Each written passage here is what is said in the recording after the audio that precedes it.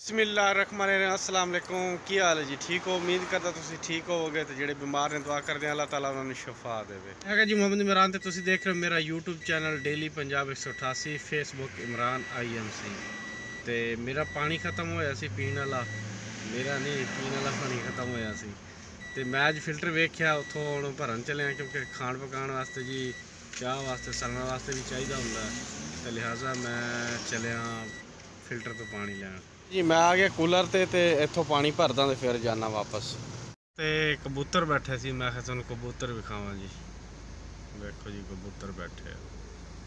कुछ दिन तो ये भी टेंशन सी पानी वाली कि किचन वास्ते पानी कित्थों लिया जाए। पिछले बार तो मैं तैफ चो भर के लैंदा सी, लेकिन इस दफ़ा उत्थों भी नहीं भर के लैंदा मैं, तो बड़ी टेंशन सी।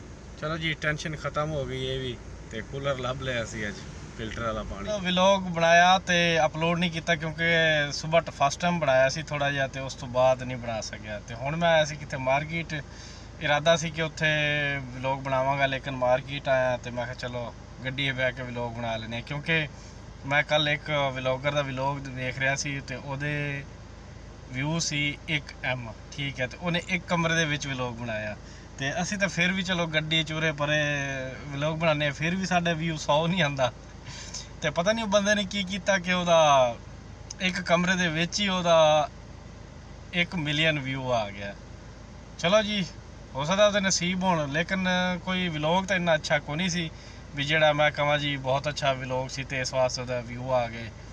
तो मैं 3.5 चवलियाँ मारियाँ उन्हें भी, तो बस नसीब की गल है, बाकी को नहीं सी व्लॉग कुछ मज़ा नहीं हैगा सी। इतने करते हैं अज की वीडियो का। उम्मीद करना अज की वीडियो अच्छी लगी हो। अगर अच्छी लगी तो मेरे चैनल को सबसक्राइब करो। तो मैंने दो इजाजत अगली वीडियो तक। अल्लाह हाफिज़।